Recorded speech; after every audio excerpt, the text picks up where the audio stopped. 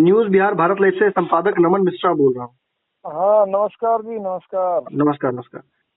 खबर आ रही है सर कि आप नरेंद्र मोदी जी के खिलाफ चुनाव लड़ने वाले हैं। हाँ जी, मैंने बिल्कुल आज घोषणा कर दी है। मैं बनारस से निर्दलीय जो है उम्मीदवार वहाँ से चुनाव लड़ूंगा। जब आपने सर वीडियो वायरल किया था जिस दौरान आपने बताया था कि किस तरह से सेना के खासतौर पर बीएसएफ के लोगों को प्रताड़नाएं झेलनी पड़ती हैं, किस इनह्यूमेन कंडीशन में रहना पड़ता है, इस दौरान आपके समर्थन में विपक्ष के लोग भी आए थे। कांग्रेस ने आपके वीडियो को बहुत प्रमोट किया था और ये दर्शाने का कोशिश किया था कि नरेंद्र मोदी जी अच्छा काम नहीं कर रहे।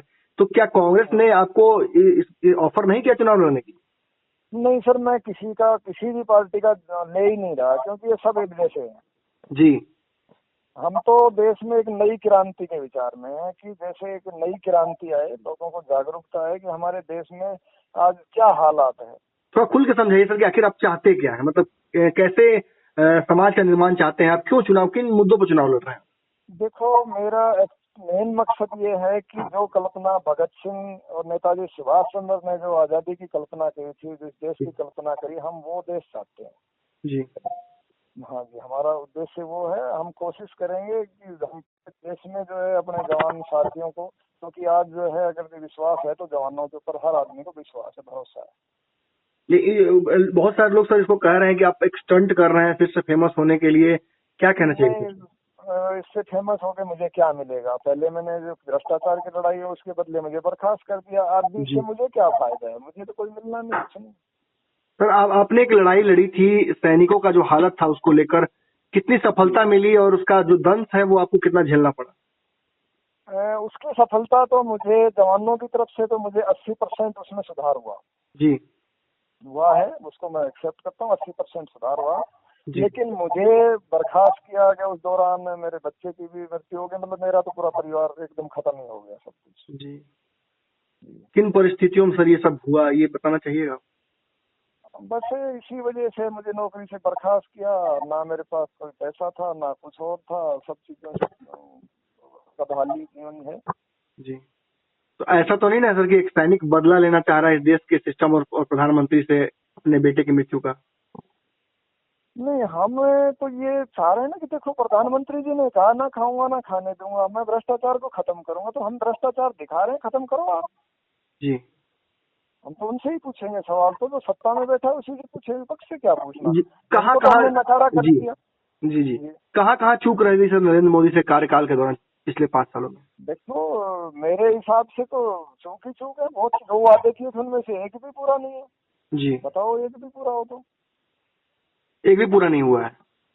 हाँ, मेरे हिसाब से एक भी पूरा नहीं है। इन्होंने पहले कहा था कि भाई पैरामिलिट्री के जवानों को शहीद का दर्जा हम देंगे, क्लियर कहा, ओआरओपी देंगे, कुछ नहीं दिया।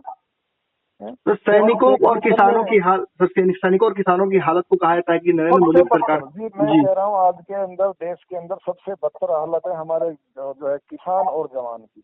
जी।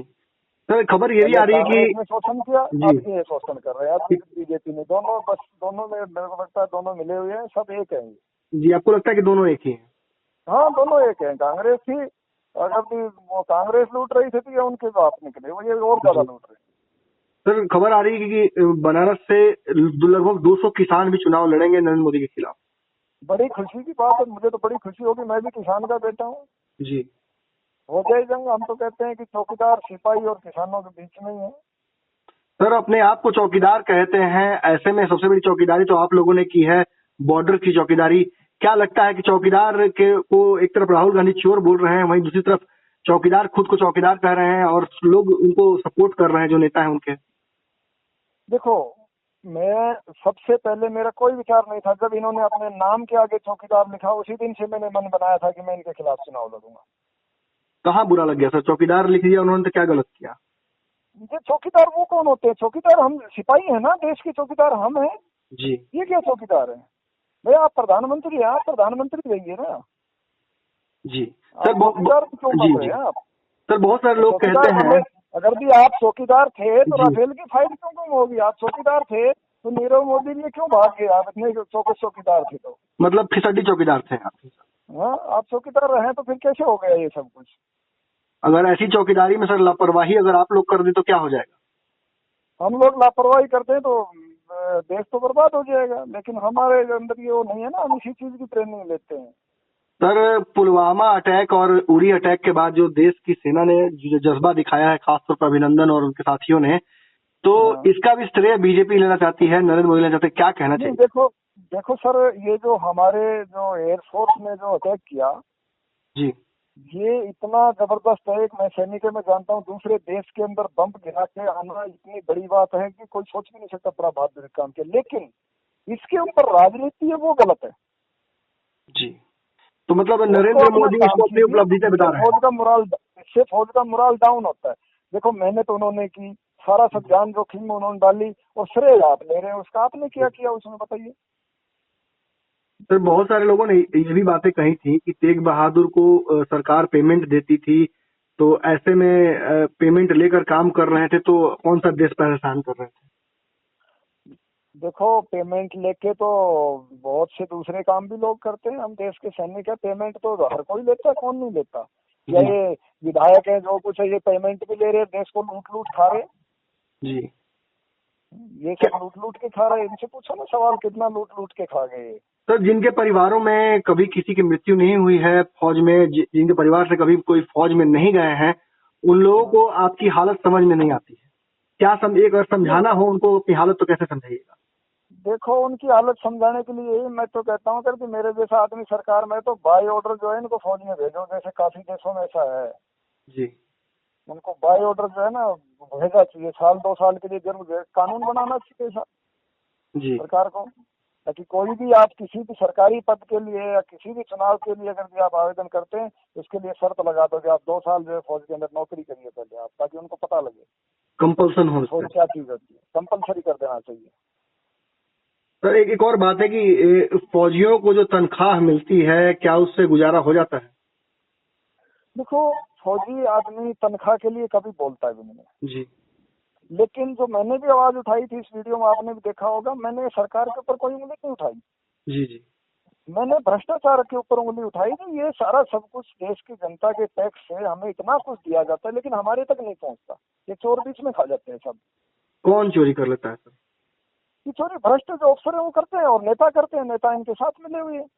तो नरेंद्र मोदी जी आए थे तो उन्होंने कहा था कि ना खाऊंगा ना खाने दूंगा, भ्रष्टाचार मुक्त समाज की बात कर रहे थे।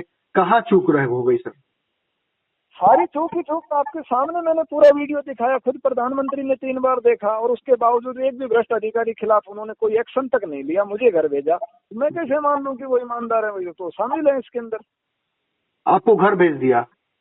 हाँ, मुझे डिसमिस करके घर भेज दिया। अनडिसिप्लिन, मैं अनडिसिप्लिन हूँ तो मैंने ये भी पूछा, ठीक है आप अनडिसिप्लिन के मुझे घर भेज रहे हो, लेकिन मुझे ये बताइए कि जो भ्रष्टाचारी हैं उनके खिलाफ क्या कार्रवाई की?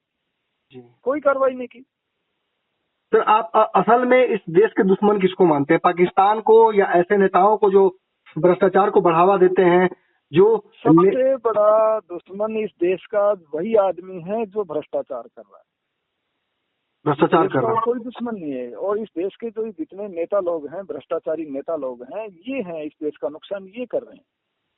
पाकिस्तान क्या है? पाकिस्तान हमारे सामने कुछ भी नहीं है। पाकिस्तान तो हमारी सेना के सामने 1 घंटा भी नहीं रुक पाएगा, उसको तो सेना देख लेगी। लेकिन इन चोरों का क्या करें? सर, आपने एक विद्रोह किया, जिस विद्रोह का आपको दंश भी झेलना पड़ा, कुछ फायदा हुआ इस विद्रोह का? विद्रोह का जवानों को फायदा हुआ है, उसकी मुझे खुशी है। आपको फिर वापस क्यों नहीं बुलाया? नहीं, मुझे तो ये लोग नहीं बुलाएंगे, मुझे तो ये लोग बुलाएंगे नहीं ना। मैं तो इनसे सवाल वही पूछता हूँ कि भाई आपने जवानों, इनकी मजबूरी होगी उसके लिए तो देखो इन्होंने, उसके लिए मैं बिल्कुल एग्री हूँ कि उसके ऊपर एक्शन ये लिया गया कि उस टाइम के बाद से खाने में सुधार हो गया। जी। मेरे 2 मुद्दे थे जवानों के। एक तो फर्स्टली जवानों को अच्छा खाना मिले, दूसरा जो जवानों को क्लोथिंग मिलता था कि टेंट क्लोथिंग, जी। उसकी लड़ाई में 10-12 साल से लड़ रहा हूँ। जी। तो उसका अभी इन्होंने क्या किया, वो खराब क्वालिटी का मिलता था, उसकी जगह इन्होंने पर साल के 10,000 रुपए जवानों को कर दिया है, पेमेंट मिल रहा है। सर, आप जिस तरह से बोल रहे हैं, जिस तरह की बातें आप कर रहे हैं, इस देश में पहले भी केजरीवाल जी ने इस तरह की बातें की थी, मगर जब से वो राजनीति में आए तब से शायद कहीं ना कहीं क्रेडिबिलिटी उनकी भी कम हुई है। तो क्या अगर आप ऐसे में आप राजनीति में आ रहे हैं, नरेंद्र मोदी के खिलाफ चुनाव जीतने जा रहे हैं, लड़ने जा रहे हैं, अगर जीत जाइएगा तो इन बातों को याद रखिएगा। देखो जी, मैं अगर भी जीत गया तो मेरा सबसे पहला काम है देखो देश की सुरक्षा। जी। जब देश का सुरक्षा सिस्टम अगर भी मजबूत होगा तो देश अपने आप मजबूत होगा। आए दिन आप देख रहे हो आतंकी हमले होते हैं जी। हर दिन हो रहे हैं, कभी क्यों हो रहे हैं?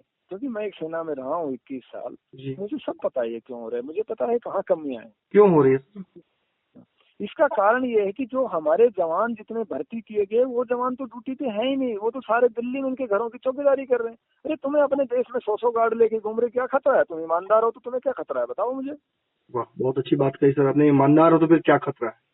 हाँ, मैं आज तक मेरे साथ खूब ये लोग गालियां भी देते हैं, सब कुछ करते हैं, लोग मुझे कहते हैं भी भाई साहब आप क्या अकेले क्यों घूमते हो? नहीं, मुझे विश्वास है, मुझे को क्या कहेगा, मैं अपनी ईमानदारी हूँ, मैं किसी को कुछ नहीं करना, अपना जो सच है उसके लिए लड़ाई लड़ रहा हूँ। आपको डर नहीं लगता सच में? क्यों लगेगा मुझे, मैं अपना सच के लिए लड़ रहा हूँ, क्यों लगेगा? कभी किसी ने सर हमारा देश बेईमान नहीं है जी, हमारा देश बहुत अच्छा देश है, बहुत अच्छे लोग हैं हमारे देश के। नरेंद्र मोदी के इतने समर्थक हैं, आप बस ट्रेनों में अकेले घूमते हैं, कहीं कोई पकड़ के बोलता नहीं है कि क्यों बोलते रहते हो हमेशा नरेंद्र मोदी के खिलाफ? भाई मैंने उनका क्या बिगाड़ा है, बोलते हैं, मैं उनको कुछ कहता ही नहीं। कई आदमी है गालियां भी देते हैं, आपको लग रहा है मैं गलत हूँ, आप गाली दे रहे हो, आप मुझे नहीं दे रहे, आप अपने आप को गाली दे रहे हो जी। सर जी, चुनाव तो सर लड़ने जा रहे हैं आप, तैयारी क्या है? बिना पैसे के चुनाव तो लड़ा नहीं जाता है। जी, मैंने प्लानिंग ये किया है कि हम पैदल पैदल घूमेंगे सब जगह। जी हाँ, सब जगह हम पैदल। सर बिहार में कन्हैया कुमार बिहार में चुनाव लड़ रहे हैं नरेंद्र मोदी के खिलाफ। आपको पता ही होगा कि लगातार बोलते आ रहे हैं, कुछ लोग जो नरेंद्र मोदी के खिलाफ बोलते हैं उनमें से एक आप हैं, कन्हैया जी हैं, और भी लोग हैं। तो सर मैं देखो, मैंने कभी भी जो है ना, मैंने कभी भी किसी भी नेता के खिलाफ कोई गलत नहीं बोला जी। वो राजनीतिक लोग हैं, उनका अलग है। मैं सब जो है, जो सच है, मैं जब आप मेरे पीछे के चीज सुनोगे, जब कांग्रेस की सरकार थी तब भी मैं बोलता था, उनके खिलाफ खूब बोलता था जी। अब इनकी देखो, जो सत्ता में बैठा है सवाल हम उसी से पूछ सकते हैं। हमने विपक्ष को तो बैठा दिया ना, भाई तुम जाओ, तुम काबिल नहीं हो, इन्हें लेके आए। अब ये भी काम ठीक नहीं करे, इनको भी रास्ता दिखाएंगे, भाई तुम भी चलो, अभी तुम इस काबिल नहीं हो, और आएंगे और देखेंगे, और आओ आगे आप। सर अकेले चुनाव लड़िएगा कि आपके साथ समर्थक भी कोई है? कुछ लोग समर्थन करेंगे आपके? हाँ, बहुत आदमी हैं हमारे, तकरीबन जवान तो सभी साथ हैं, लेकिन ओपन तो नहीं आ सकते क्योंकि सर्विस का मामला है जी। कर्मचारी संघ जितने हैं वो भी हैं, रिटायरमेंट एसोसिएशन वो सब हैं। तो कितनी संभावनाएं हैं चुनाव जीतने की आपकी? देखो सर, ये तो मैं तो इन चीजों के बारे में इतना जानता नहीं हूँ, 21 साल रहा हूँ सर्विस में, फौज में, इन चीजें हमें 420 ये चीजें आती नहीं। अब वक्त बताएगा क्या होता है। जैसे कहा जाता है कि फौजी जो काम करता है उसमें जी जान से करता है और करके ही मानता है, या तो करके आएगा या फिर नहीं आएगा। नहीं, ये दृढ़ निश्चय है, हम अपनी तरफ से कोई कमी नहीं छोड़ेंगे, दिन रात लोगों के पास जाएंगे, घूम घूम के, उनको हमारे विचार अच्छे लगे तो जैसा वो उचित समझे। सर, न्यूज बिहार और भारत लाइव की तरफ से आपको बधाई हो आपके आगामी चुनाव के लिए, और इस तरह से लगे रहिए सर। धन्यवाद जी, जय हिंद। हमारे फेसबुक पेज को लाइक करें, ट्विटर पर फॉलो करें न्यूज बिहार लाइव, और साथ ही साथ हमारे यूट्यूब चैनल को सब्सक्राइब करें। सब्सक्राइब करने के बाद बेल आइकन दबाना ना भूलें। धन्यवाद।